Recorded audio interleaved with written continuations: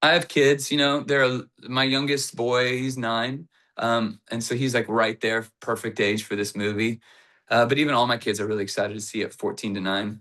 And I just know how much a good movie can impact a family, even, and I'm not even saying like in a Christian sense or in a God sense. Like I remember Frozen 1 and Frozen 2, just like those songs were the songs in my house, that movie just got, I mean, that movie was on 30 times that year. It just was a part of my kids' lives. And so to think of bringing a story to life that's full of faith and hope, how God stands by our side, how a young boy, but a young person could see themselves in this character that stood up when men and women would stood up for Jesus, like all that stuff. I just thought, what an honor to potentially be that movie in a family's life, where they leave the theater and they want to turn on a soundtrack full of the story of God and full of psalms and full of hallelujah and faith and hope, and then turn on the movie later and dance around the living room while they're listening to it and are watching it.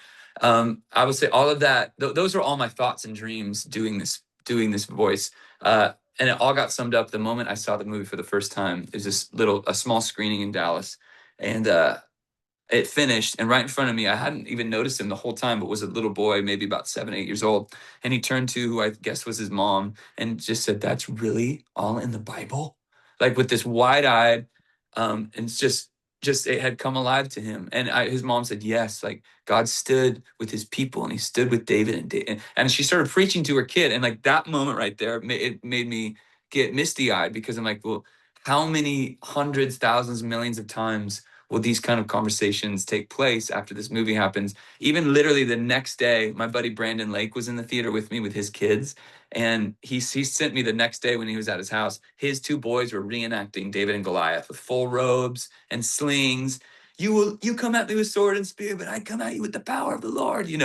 And he's just like, bro, I know you just voiced a character in a huge army of people working on this movie, but thank you for your yes, because look at the fruit already produced. And so those moments lasting decades, I think, because I think this movie will last decades. I think it'd be something our grandkids watch, that I'm so excited about.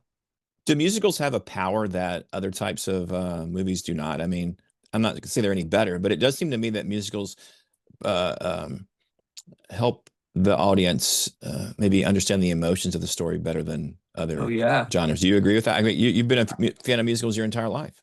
Yeah, I 100% agree with that. When you have music that pushes the story along, but like it's connected with melody and rhythm and beat and the dynamic of the music for sure, Yeah. emotionally, but also like how like if you think about, I'll just relate it to Frozen. My girls probably knew every line of every song of Frozen, and that's probably what 20% of the movie. Like where else are you going to get a movie where like kids are reciting 20% of the movie? And so to like kind of build the story in something that like really gets locked into people's hearts is hugely powerful. Yeah.